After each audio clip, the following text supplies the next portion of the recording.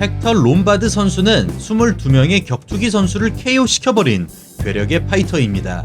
살짝 과장을 더하자면 롬바드 선수의 폭발적인 힘과 어마어마한 펀치 파워를 보고 어떤 이들은 그를 종합격투기의 마이크 타이슨이라고 표현하기도 했습니다. 하지만 롬바드 선수는 나중에 불법 약물 복용이 적발되고 그 뒤론 6연패를 하고 매우 허무하게 종합격투기에서 은퇴를 합니다. 안녕하세요. 대한민국을 대표하는 격투기 및 무술 전문 분석 채널 차도르입니다. 오늘 차도르 방송의 주인공인 1978년생 헥터 롬바드 선수는 종합격투기 선수이자 보디빌더이자 유도 선수입니다.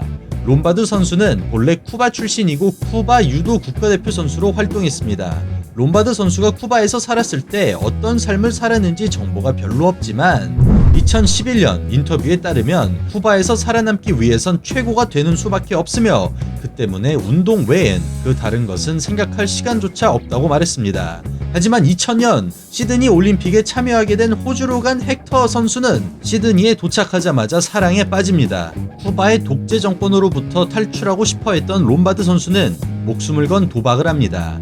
올림픽에서 쿠바를 대표하고 5등을 한 롬바드 선수는 쿠바로 돌아가지 않고 그대로 도망쳐버린 것이죠. 이때 그의 나이 만 22이었습니다. 쿠바 정부로부터 도망치는데 성공한 롬바드 선수는 호주 정부에 비자 신청을 합니다. 그리고 호주 국민이 된 그는 유도 실력을 인정받아 호주 국가대표 유도 선수가 됩니다. 호주 국내 유도 대회도 휩쓸고 세계 대회에서도 금메달을 따온 롬바드의 활약은 호주를 감동시키기에 충분했습니다. 호주에서 가정도 꾸리고 인터뷰에서 호주를 제2의 고향이라고 부른 롬바드 선수는 이런 이유로 호주 팬들이 유독 많습니다. 아무튼 유도 국가대표 자리에서 내려온 롬바드 선수는 어느 날 동네 헬스장에서 운동을 하고 있었습니다. 같이 운동을 하던 동료의 권유로 격투기에 관심을 갖기 시작하게 되었고 곧 그는 정식으로 복싱을 배우기 시작합니다. 때는 2004년 9월 그동안 조용히 종합격투기 수련을 해온 롬바드 선수는 첫 종합격투기 대회에 출전합니다. 롬바드 선수는 유도 베이스 파이터이지만 유도 기술 활용보단 폭발적인 힘을 이용해 미친듯이 돌진하는 불도저 같은 화끈한 격투기 스타일로 유명합니다. 이날 그는 판정승으로 데뷔전을 장식합니다.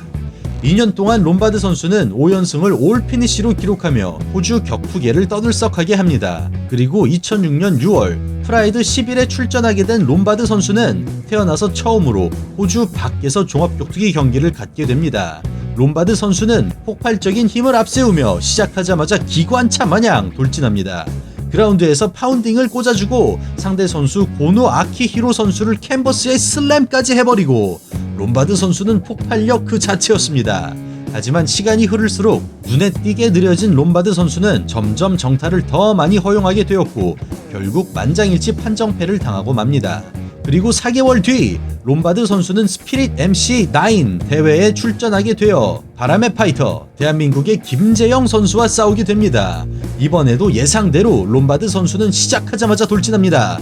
공격적이기로 유명한 두 선수는 화끈하게 치고받고 테이크다운 방어에 성공해준 김재영 선수는 헤드킥을 섞어주기까지 합니다. 하지만 경기는 바로 다시 그라운드로 가고 이번에 컨트롤에 성공한 롬바드 선수가 안발을 걸어놓고 1라운드 1분 36초 만에 서브미션으로 경기를 가져갑니다. 김재영 선수도 정타 꽤 많이 맞췄고 그라운드에서 바로 일어나는 모습 너무 멋있었는데 14년이 넘은 경기인데 지금 봐도 너무 아쉽네요. 롬바드 선수는 이 기세를 몰아 다시 프라이드에 진출합니다. 그의 두 번째 프라이드 경기의 대전 상대는 바로 게가드 무사시 선수였습니다. 게가드 선수는 드림, 딥, 프라이드 같은 단체들에서 활동하여 국내 팬들에겐 매우 친숙한 세계적인 파이터입니다. 먼 훗날 게가드 선수는 스트라이크 포스 헤비급 챔피언도 하고 벨라토르 미들급 챔피언도 하는 대단한 선수로 성장합니다. 롬바드 선수에게 두 번째로 찾아온 세계 무대에서 이름을 알릴 기회였습니다만 그는 이번에도 판정패를 당하게 되고 프라이드와 영영 작별을 고하게 됩니다. 전적 자체는 좋았지만 프라이드만 가면 패배한 롬바드 선수는 7승 2패 1무효라는 전적으로 호주로 돌아옵니다. 그리고 이때부터 롬바드 선수는 호주 종합격투계를 뒤집어 놓습니다. 그는 2007년 3월에 호주로 돌아와서 2009년 2월까지 2년 동안 11경기를 뛰고 이 중 단 한 경기만 빼고 모두 승리합니다. 심지어 나머지 한 경기도 패배가 아닌 무승부였죠. 그리고 롬바드 선수는 이 기간 동안 호주 종합격투기 단체인 KG 파이팅 챔피언십에서 미들급 챔피언으로 등극하고 챔피언 벨트를 4번이나 방어합니다. 첫 번째 방어전은 3분 10초 만에 그라운드에서 바디를 향한 니킥으로 가져갔고, 두 번째 방어전은 2라운드 엘보 파운딩으로 가져가고, 세 번째 방어전은 경기 도중 상대 선수가 파운딩을 너무 많이 맞아 경기를 포기하고 맙니다. 롬바드 선수의 CFC 타이틀 방어전은 단 한 경기도 빠짐없이 피니쉬로 끝이 났습니다. 그 중에서도 그의 마지막 타이틀 방어전이 가장 기억에 남습니다. 경기가 시작하자마자 롬바드 선수는 도전자 론 버르다데로 선수를 말 그대로 집어 던져버립니다. 수플렉스로 경기를 그라운드로 가져간 롬바드 선수는 충격에서 회복하지 못한 버르다데로 선수 머리 위로 파운딩을 내리꽂고 경기를 그대로 가져가죠.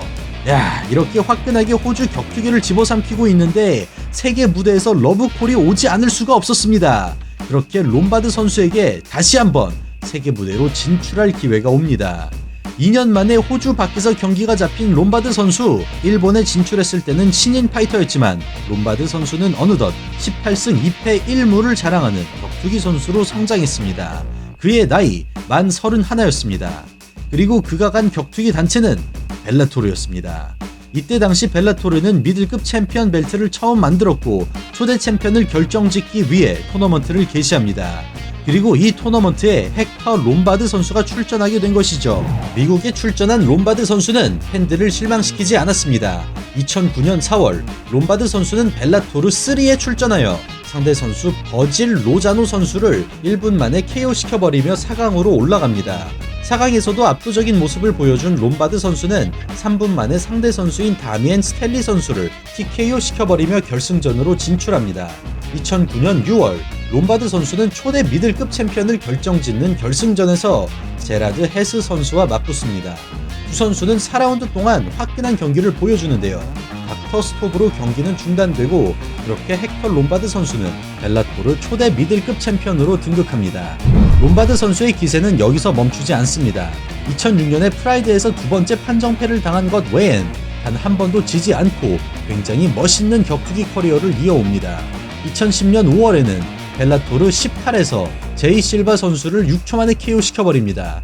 벨라토르 역대 가장 빠른 KO의 자리를 차지하게 됩니다. 그리고 롬바드 선수는 2011년까지 연승 행진을 쭉 이어와서 31승 2패 1무 1무효라는 기가 막힌 전적을 기록합니다.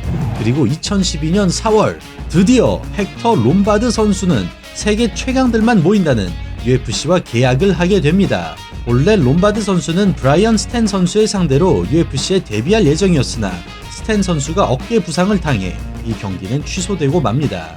그리고 2012년 7월 21일 UFC 149에서 팀 보에치 선수와 마이클 비스핑 선수의 경기가 예정되어 있었는데요. 여기선 비스핑 선수가 부상으로 빠지게 되어 롬바드 선수가 비스핑을 대신해서 보에치 선수와 싸우게 되었습니다. 이날 롬바드 선수는 넉다운도 하나 빼앗고 테이크다운도 여러 번 성공하지만 스플릿 판정패를 당합니다. 6년 만에 첫 패배라 멘탈이 흔들릴 법한데 그는 5개월 만에 옥타곤으로 돌아와 후지마르 팔라레스 선수를 1라운드 만에 KO시켜버립니다. 그 뒤 롬바드 선수는 유신 오카미에게 판정패를 당하고 네이트 마쿼트와 제이크 쉴즈 선수를 제압하면서 나름 무난한 상위 랭커의 삶을 보내고 있었습니다. 그런데 2015년 1월 그 사건이 터지고 맙니다.